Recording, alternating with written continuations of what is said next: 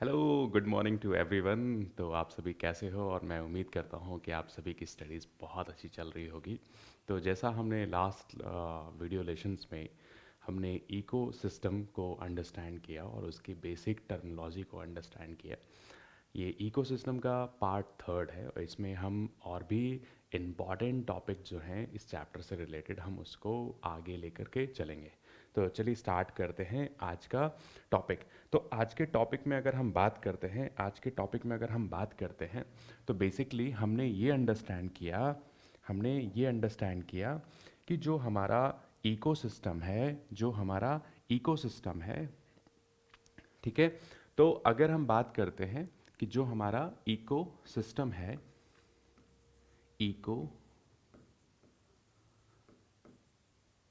है, हमने यहाँ पर ये अंडरस्टैंड किया कि इस इकोसिस्टम के अंदर हमारे दो कंपोनेंट हैं। एक तो हमारा बायोटिक कंपोनेंट है एक तो हमारा बायोटिक कंपोनेंट है और दूसरा हमारा है एबायोटिक कंपोनेंट।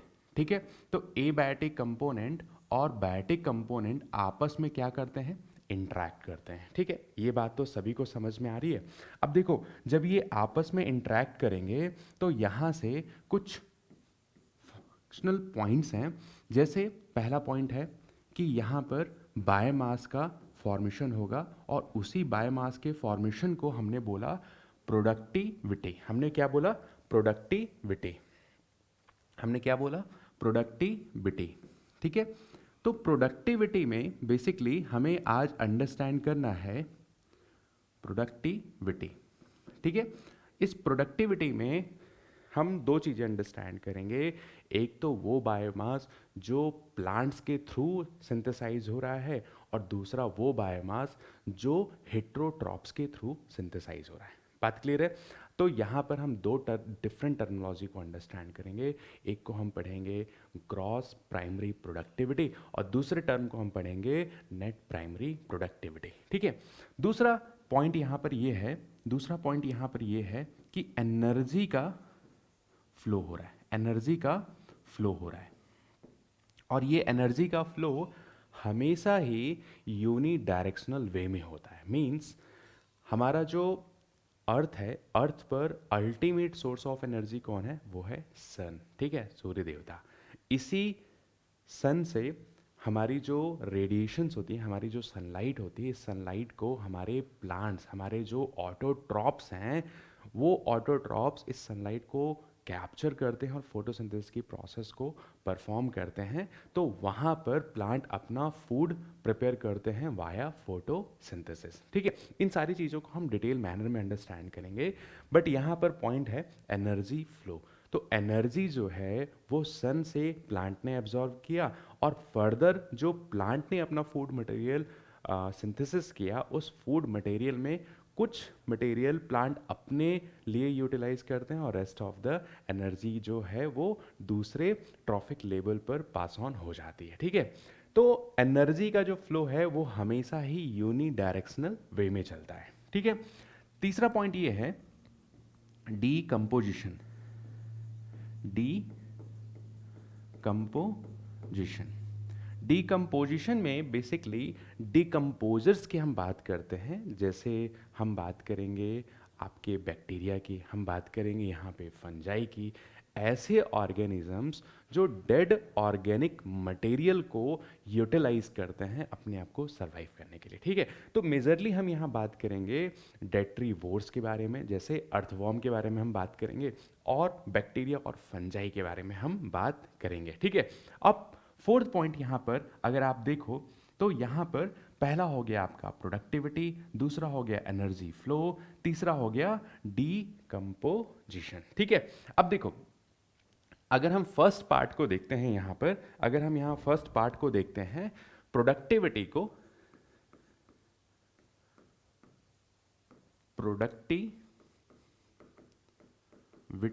अगर हम बात करते हैं तो प्रोडक्टिविटी में हमने ये अंडरस्टैंड किया the rate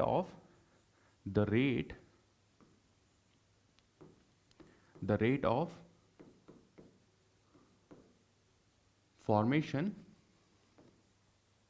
the rate of formation of biomass, biomass at a unit time T, at a unit time T. ठीक है, तो एक यूनिट टाइम पर कितना बायोमास फॉर्म हो रहा है, इसी चीज को आप बोलते हो प्रोडक्टिविटी। इसी चीज को आप क्या बोलते हो? प्रोडक्टिविटी। अब प्रोडक्टिविटी जो है वो यहां पर दो डिफरेंट टाइप्स में डिवाइड किया है। एक है आपका प्राइमरी प्रोडक्टिविटी, एक है आपका प्राइमरी प्रोडक्टिविटी,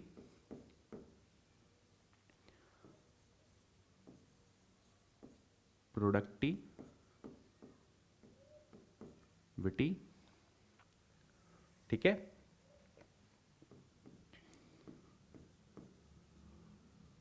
प्राइमरी प्रोडक्टिविटी और दूसरा है सेकेंडरी प्रोडक्टिविटी।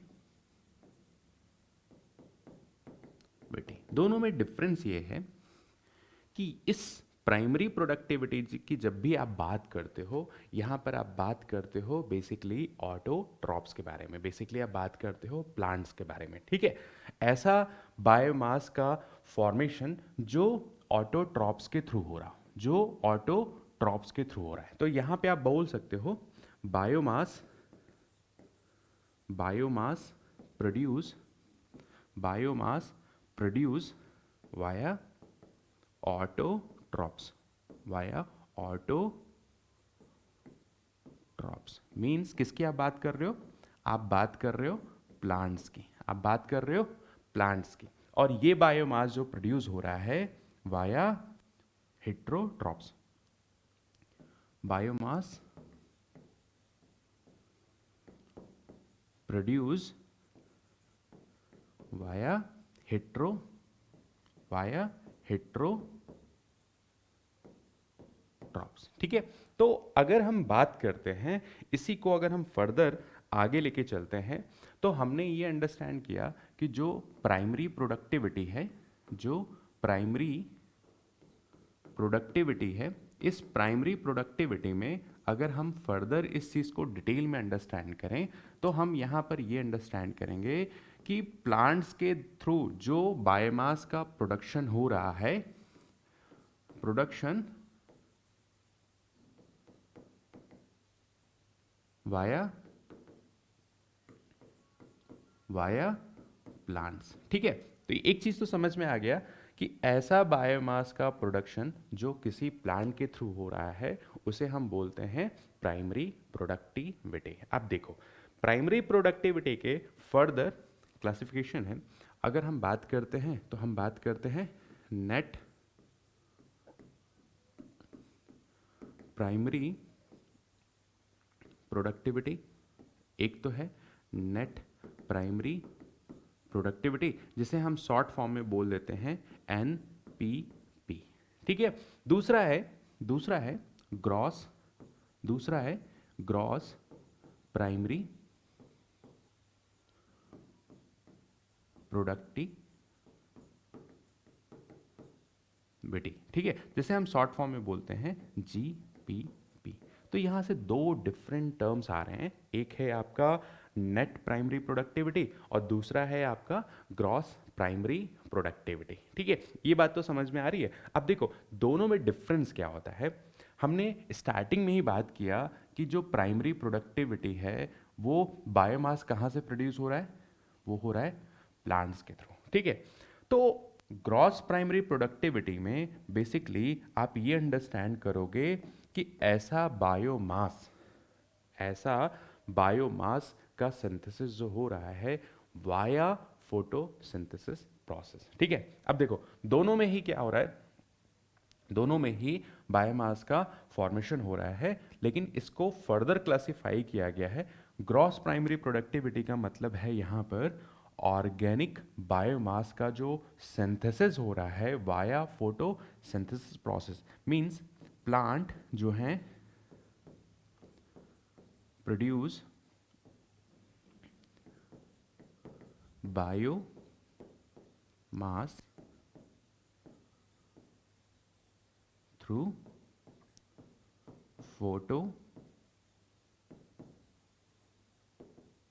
फोटोसिंथेसिस। ठीक है, अब सपोज यहाँ पर ग्रॉस प्राइमरी प्रोडक्टिविटी में बेसिकली प्लांट जो है फोटोसिंथेसिस प्रोसेस परफॉर्म करके कुछ एक अमाउंट का क्या कर रहा है, बायोमास का फॉर्मेशन कर रहा है। ठीक है, अब प्लांट्स जो हैं वो बायोमास को अपने लिए भी क्या करेंगे, यूटिलाइज करेंगे, अपने अपने आप को भी प्लांट्स जो है वो ग्रो करने में उस बायोमास का यूटिलाइजेशन करेंगे। ठीक है, तो यहाँ पर कुछ रिस्पिरेटरी लॉसेस भी होंगे, कुछ रिस्पिरेटरी लॉसेस भी होंगे। सपोज यहां पर जो बायोमास का फॉर्मेशन हो रहा है एक स्पेसिफिक अमाउंट है।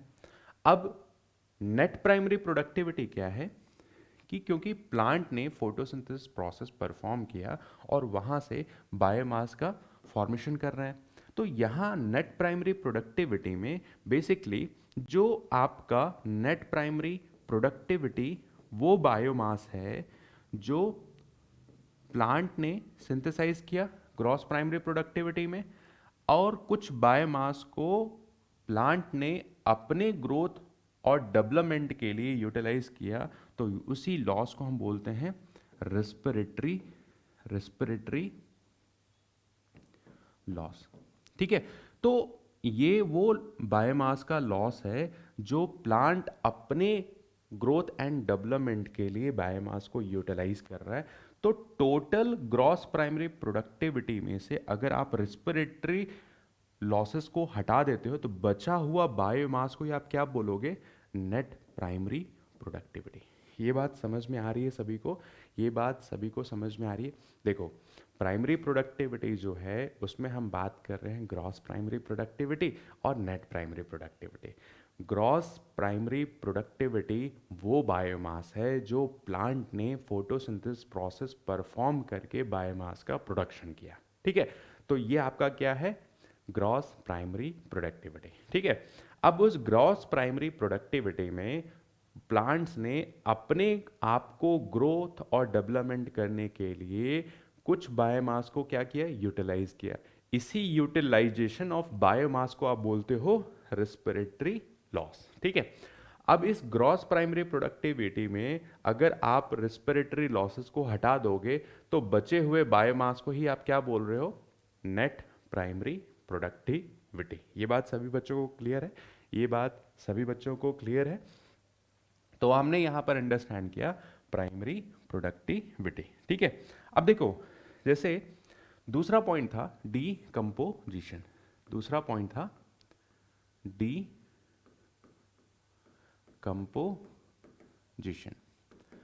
तो एक बात तो हमेशा याद रखना कि डीकंपोजिशन किसके थ्रू हो रहा है, डीकंपोजिशन किसके थ्रू हो रहा है, तो decomposition process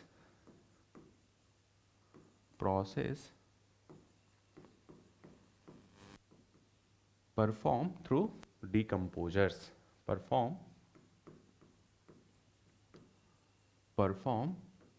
via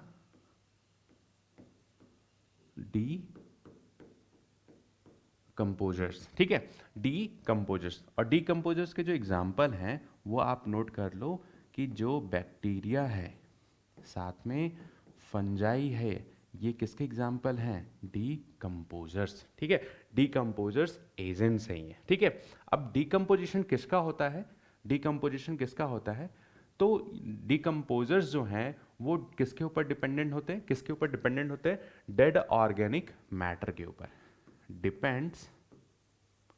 depends upon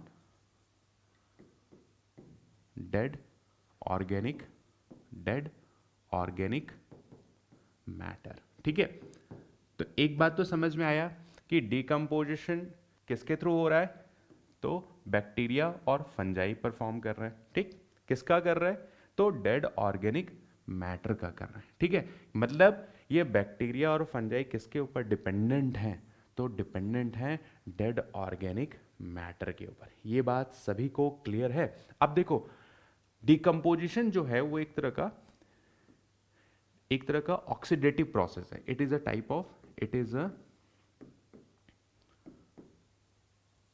type of oxidative process. इस ऑक्सीडेटिव प्रोसेस में हमेशा क्या हो रहा है, क्या हो रहा है, यूटिलाइज ऑक्सीजन। मींस ये डिकम्पोजिशन की जो प्रोसेस है ये किसके प्रेजेंस में हो रही है, तो ऑक्सीजन के प्रेजेंस में हो रही है। तो यहाँ से दो तीन बातें आप हमेशा याद रखना कि डिकम्पोजिशन जो है वो एक तरह का डिकम्पोजर्स एजेंट्स के थ्रू परफॉर्म हो रही है। वो एजेंट्स कौन कौन से हैं, तो बैक्टीरिया हैं और फंजाई हैं। ये डिकम्पोजिंग एजेंट्स जो हैं वो किसके ऊपर डिपेंड है, तो डेड ऑर्गेनिक मैटर के ऊपर डिपेंडेंट है। ठीक। तीसरी चीज़ ये है कि डिकम्पोजिशन एक तरह की ऑक्सीडेटिव प्रोसेस है। मीन्स इस प्रोसेस में क्या यूटिलाइज हो रहा है, ऑक्सीजन यूटिलाइज हो रहा है। ये बात सभी को क्लियर है, ये बात सभी को क्लियर है। अब देखो, जैसे अगर आप बात करते हो यहाँ पर पूरा, हम अगर आपको एक पिक्चर दिखाएं तो देखो ये एग्जाम्पल जो है ना वो बहुत ही इम्पॉर्टेंट है। और बेसिकली इसमें हम ये अंडरस्टैंड करेंगे कि किस तरीके से डिकम्पोजिशन की प्रोसेस हो रही है। देखो, डिकम्पोजिशन की प्रोसेस में हमने ये अंडरस्टैंड किया कि जो डिकम्पोजर्स हैं, मीन्स आपके फंजाई और बैक्टीरिया जो हैं वो एक तरह के डिकम्पोजर्स एजेंट्स हैं। ठीक। अब देखो, अगर आप इस पूरे डायग्राम को देखो, तो आपके इकोसिस्टम के अंदर डिकम्पोजिशन की प्रोसेस चल रही है। आपके इकोसिस्टम के अंदर डिकम्पोजिशन की प्रोसेस हो रही है। आपके सामने क्या है, एक प्लांट है।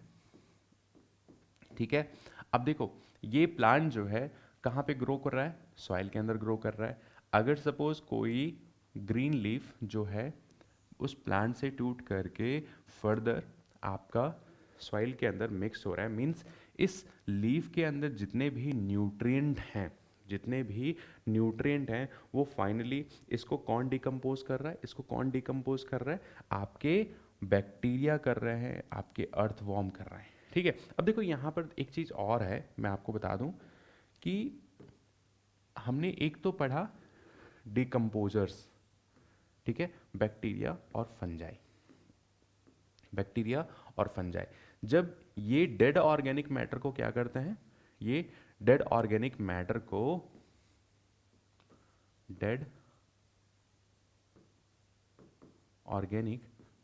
को ये फ्रेगमेंटेशन करते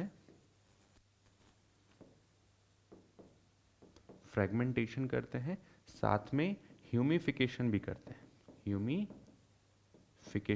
हैं।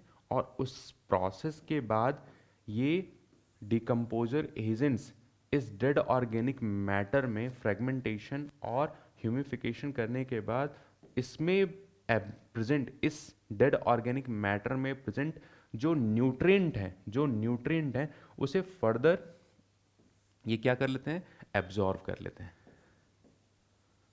एब्जॉर्प्शन की प्रोसेस के थ्रू इस डेड ऑर्गेनिक मैटर में जो भी न्यूट्रिएंट प्रेजेंट हैं उसको क्या कर लेते हैं, ये एब्जॉर्ब कर लेते हैं। ठीक है।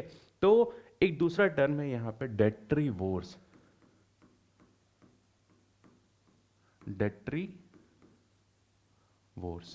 देखो, डेट्रीवोर्स भी किसके ऊपर डिपेंड करते हैं, डिपेंड अपॉन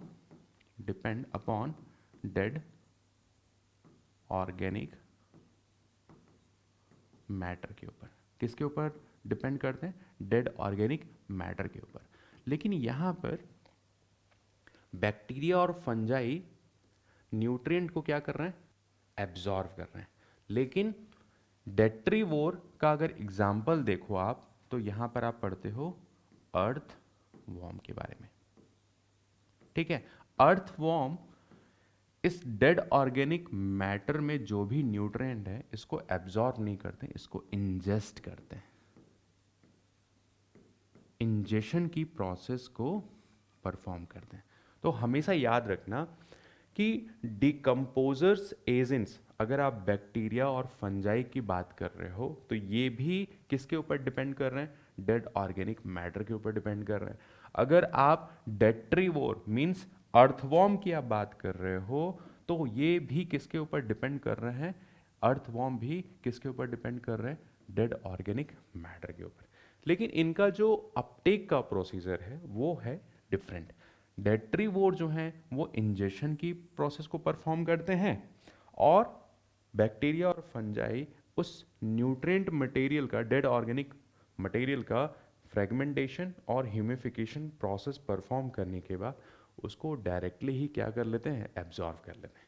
ये बात क्लियर है आप सभी को, ये बात क्लियर है आप सभी को। तो हमने यहाँ पर इस डायग्राम में आप देखो तो basically leaves partially consumed by decomposers such as fungi and bacteria। ये बात समझ में आ रहा है? जैसे ही लीफ टूटेगा प्लांट के थ्रू, ये सबसे पहले डिकम्पोजर्स मीन्स बैक्टीरिया और फंजाई इसको पार्सली क्या करेंगे, कंज्यूम करेंगे। बात क्लियर है? अब इसके बाद बचे हुए को डिकम्पोजिशन जो है वहाँ पर आपका अर्थ वॉर्म भी आएगा, ठीक है, और फिर बचा हुआ ऑर्गेनिक मैटर दोबारा से सॉइल के अंदर क्या हो जाएगा, आपका मिक्स्ड हो जाएगा, ठीक है।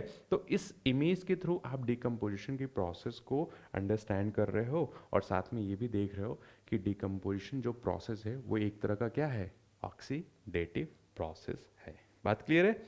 ये सभी को क्लियर है? ठीक है। तो ये हमने पढ़ा प्रोडक्टिविटी, ये हमने पढ़ा टाइप्स ऑफ प्रोडक्टिविटी में, ठीक है, ग्रॉस प्राइमरी प्रोडक्टिविटी और नेट प्राइमरी प्रोडक्टिविटी, ठीक है। तो आगे के लेसन्स में हम फर्दर डिटेल्स में डिस्कस करेंगे कि जितने भी डिफरेंट डिफरेंट ट्रॉफिक लेवल्स हमारे हैं इकोसिस्टम में उनको हम डिस्कस करेंगे, ठीक है।